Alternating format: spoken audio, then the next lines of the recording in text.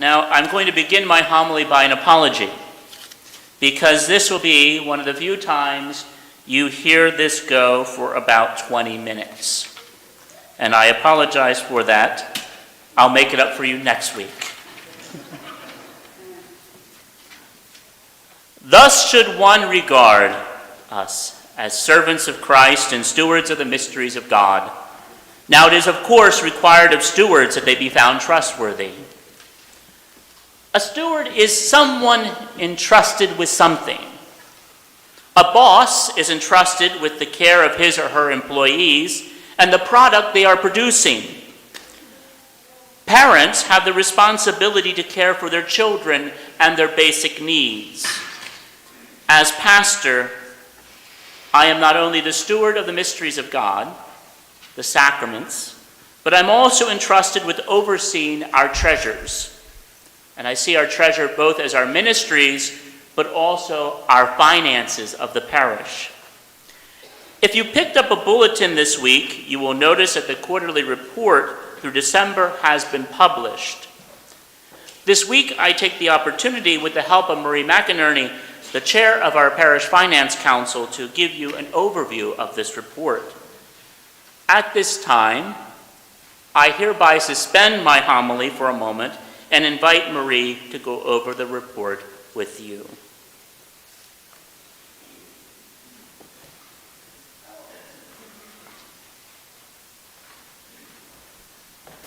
Good morning. Thank you. That was the first time anybody said that back to me. This is nerve-wracking, by the way. My name is Marie McInerney, and I'm the chair of the Parish Finance Committee. My family and I have been members of this church for 22 years, and I've been a CPA for over 30 years. Father has asked me to say a few words about the financials that are in the bulletin. I encourage everyone to take a bulletin home and spend a few minutes reading it. We try to change the format and make it clearer to show you exactly specific items. For instance, I never knew that we had to pay $37,000 of property taxes every year, or that the high school assessment from the diocese is $119,000. The Finance Committee and Father Carroll would like to communicate to you where we stand as a parish. Over the past few years, revenue has declined due to a lot of reasons beyond our control. Father Carroll has mitigated the effects of this decline by cutting costs through staff position cutbacks, staff realignment, and just a strict accounting of where every dollar is spent.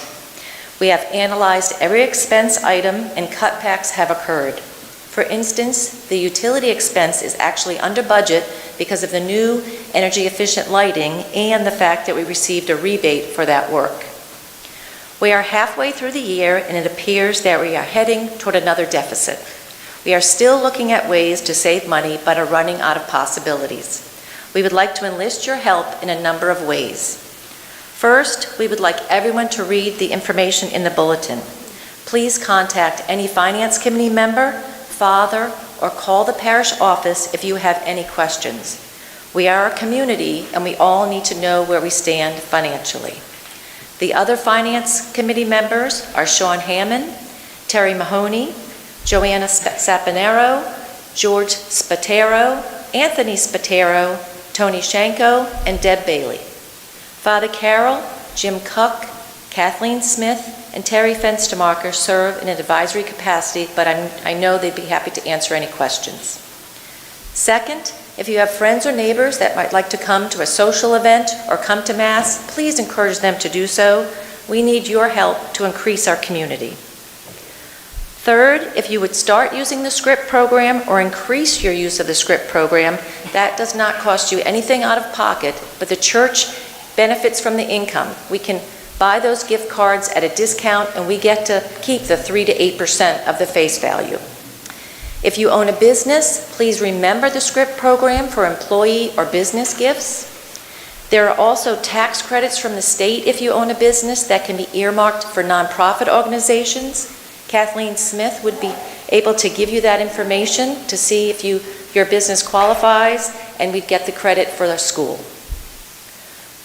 Fourth, please consider using the weekly collection envelopes if you don't already, or enrolling in the electronic funds program. Terry in the office has the EFT forms for that, and this form of donation creates consistency in our weekly collections. We appreciate all that you give to the church and welcome any ideas that might help us strengthen the financial bottom line of the parish. If anyone has any other ideas, we would love to hear them. Thank you very much for your time.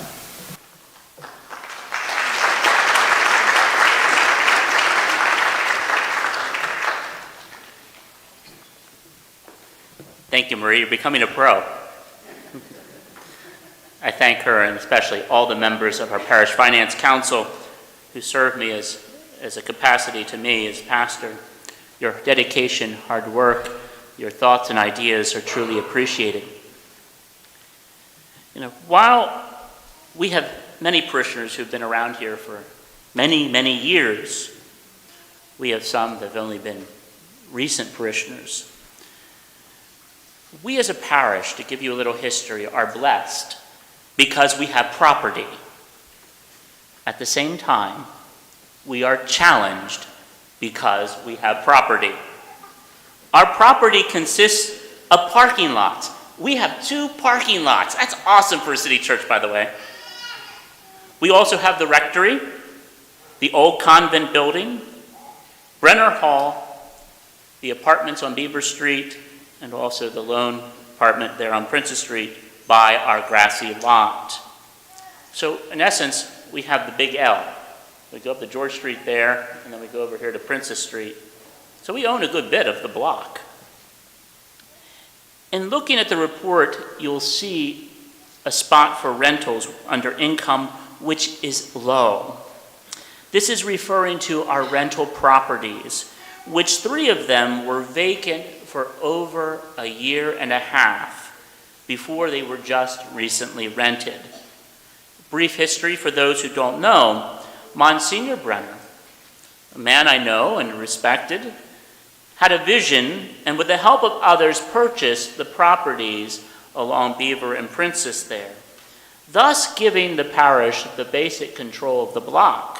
For those who've been in the parish back then understand the challenges that we faced and why we purchased those properties. St. Patrick Church has done a lot for this community and this block, and that should be celebrated by us. However, in the next couple months, I will enter a discussion with the councils whether or not it is feasible, considering the demands of the parish, whether we can continue to maintain ownership of the properties, if we can maintain them. During my tenure as pastor, it was necessary to evict 3 tenants from our properties for back rent. And the way it is set up is, as the owner of the properties, that would be initiated by me as pastor. This headache and heartache moved us into contract with Elite Property Management to take that unnecessary burden off of my shoulders. As I mentioned, with 3 units vacant for over a year and a half, that is a loss of income. And while units are unrented, the parish picks up the tabs on the utilities. And units after time need work. One of those who we evicted abandoned the apartment and left it trashed. So we had to do work on that apartment. And that comes directly out of the parish budget. And so, as pastor, while I understand the history of why they were purchased, and while I appreciated taking the lead, I have to ask the question and ask us to consider, is it feasible?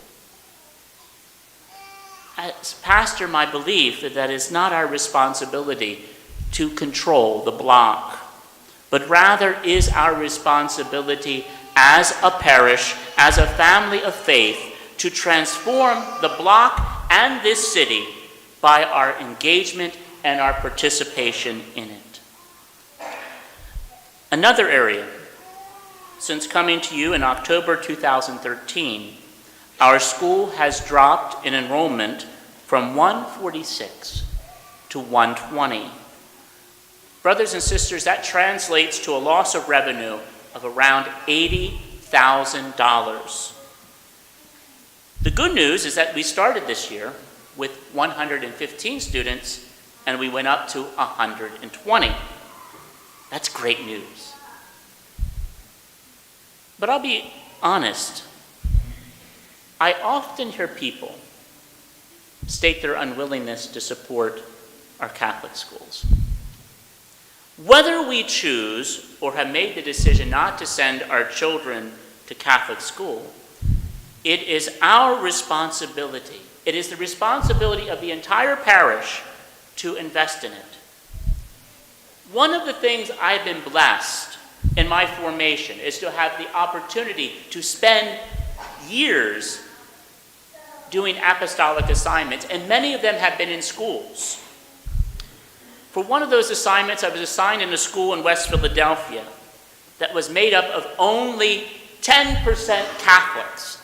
That means 90% of the student body was non-Catholics. Now, before we question that, having had that experience of the awesomeness of that assignment, I can tell you there were many of those students who were discerning becoming Catholic, even in third grade. And I can tell you as your pastor that we have some students in the school whose families are not even Catholic. Those students are discerning the Catholic faith. Our Catholic schools provide an opportunity to plant seeds, which I go back to what I said a few weeks ago in discipleship, that our parish is not just built of the members registered in the parish, but every person who lives within our parish boundaries, Catholic or not. Part of the school study, which we mentioned a couple weeks ago, will address the issues of decreased enrollment and the financial concerns placed on the parishes. But our main goal is to support and sustain and build up our Catholic schools for the future. What that looks like, we do not know at this point. That's why we're studying it and coming up with a concrete plan. We must all invest in our Catholic schools, as well as we need to equally invest in our Catholic religious education programs, our own faith development. Our future growth depends on it.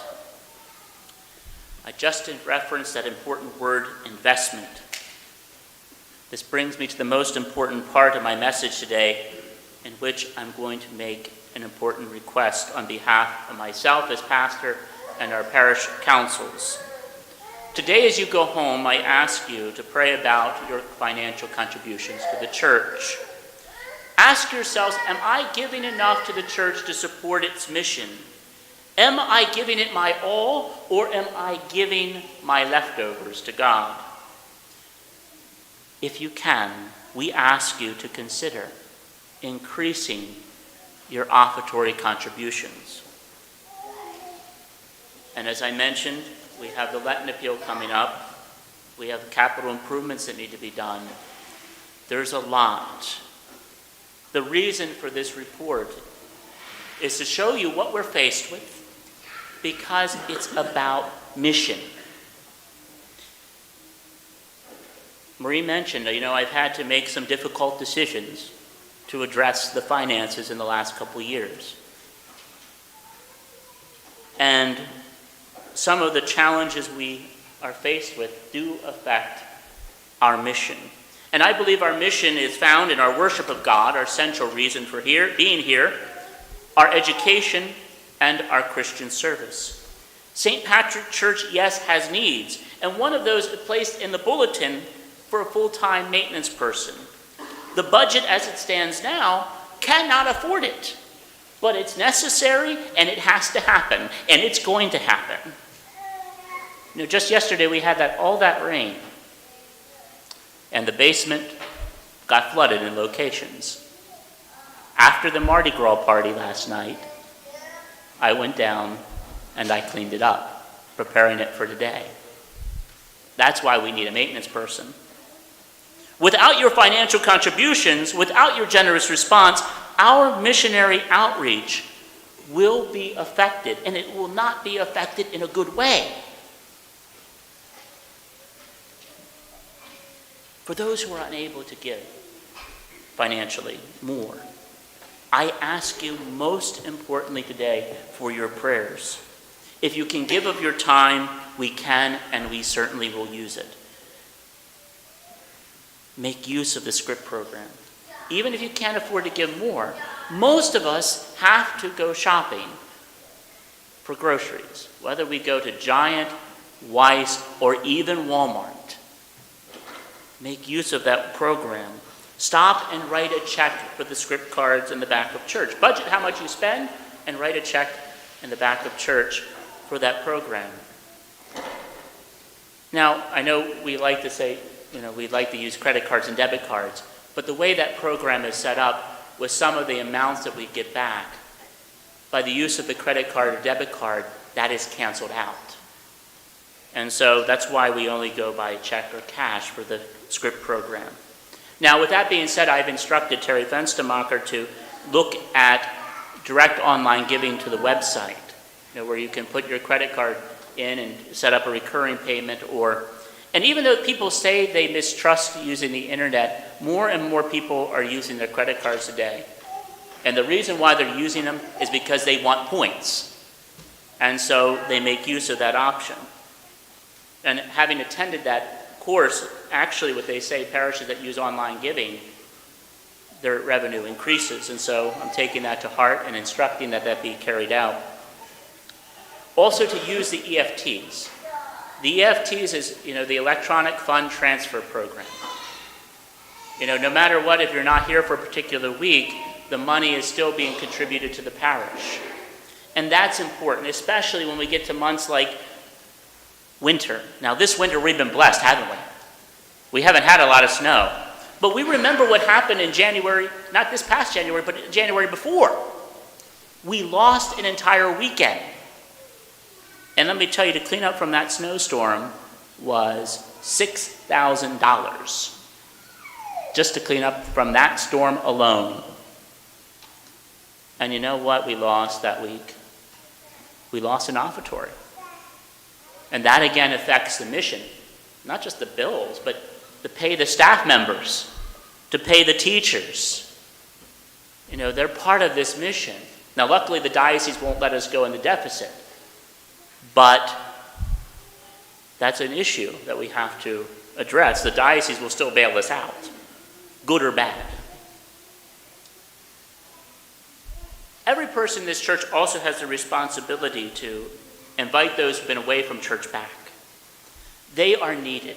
They are needed to help us support the mission of the church, to help us worship, to help us to educate, to help us to serve our brothers and sisters in need. If they're hesitant to accept the invitation to come to church right away, and some people do struggle with that, invite them to dinner. Just invite them, another church family along with you too. Get them to meet other people. And then over time, invite them to church. Soften their heart and open the door. Build that relationship. Evangelization is a journey, and sometimes every journey needs a little time. Invite them to events such as we had yesterday, like the Mardi Gras celebration, to show them evidence that we as Catholics know how to have fun. Yes, we know how to have fun. While a lot of this morning is bringing up to you some of the concerns, some of the challenges we face, the most important thing for us to focus, brothers and sisters, is on our mission. Our mission is not bricks and mortar. Our mission is our brothers and sisters. That is our mission. As pastor, I stand before you today as a cheerleader, and I apologize. I tried to get the Baltimore Raven cheerleaders here, but they were unavailable. That's actually probably for the best. So you gotta add a little humor here. See, listen carefully once again to the words from the gospel we heard proclaimed. Therefore I tell you, do not worry about your life, what you will eat or drink, or about your body, what you will wear. Is not life more than food, and the body more than clothing? Look at the birds in the sky. They do not sow or reap. They gather nothing into barns. Yet your heavenly Father feeds them. When you're considering your contributions this week and are worried about whether or not you can afford to do this, remember those words and trust in God. It is in God we find our rest. It is in God we find our peace. With the help of God, we as a parish can and we will do amazing things.